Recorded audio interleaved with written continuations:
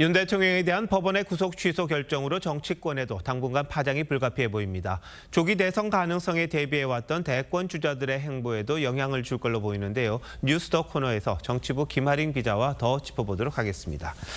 자, 김 기자, 앞서 사회부 이재준 기자는 법원의 구속 취소 결정이 윤 대통령 탄핵 심판에 영향을 주지 않을 거다 이렇게 분석을 했어요. 김 기자 생각은 어때요?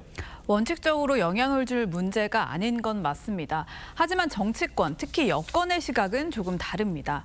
여권은 그동안 수사권이 없는 공수처가 무리하게 윤 대통령의 내란 혐의를 수사했고 헌재 재판관도 이런 분위기에 휩쓸려 여론 재판을 해왔다고 주장해왔는데요. 상황이 달라졌다는 겁니다.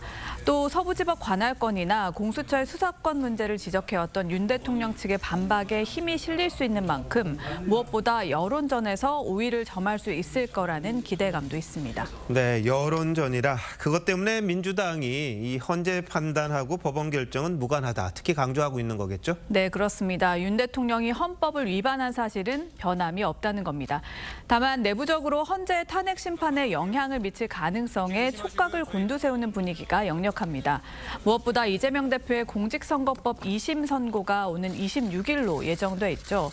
기각 또는 인용 결정을 떠나서 아직 확정되지 않은 탄핵 선고 일정에 영향을 줄 경우 시간 싸움에서 우위를 점하고 있던 이 대표로선 상당히 차질이 불가피할 수 있습니다.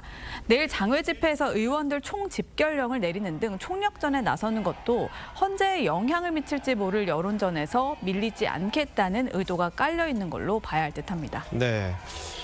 2심 재판이 먼저냐, 헌재 결정이 먼저냐 이거였는데 혹시 밀릴지도 모른다 이렇게 걱정하는 거군요.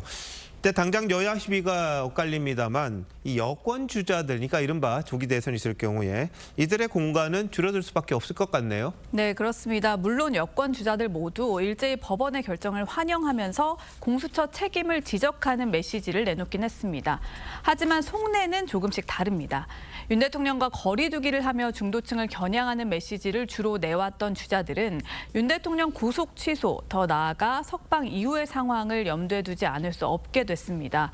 당초 안철수 의원은 구속 취소 결정 이후 윤 대통령과 이재명 대표 모두 재판부 결정 승복을 천명해야 한다고 SNS에 썼다가 이후 이 내용을 뺐고요.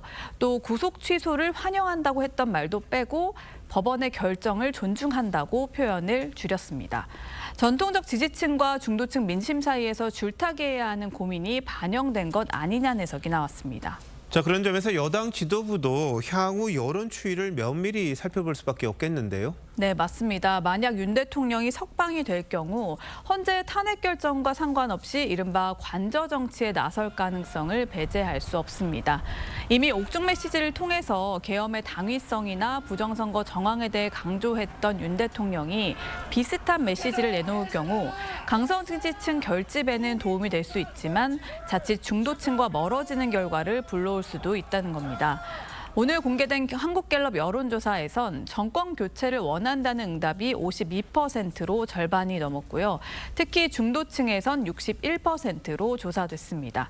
구속 취소 결정 이후 윤 대통령이 있는 구치소에 가느냐는 기자들의 질문에 국민의힘 지도부가 일단 윤 대통령의 건강을 고려해 지켜보겠다며 확답을 미룬 것도 이런 고민이 반영된 것 아니냐는 해석이 나옵니다.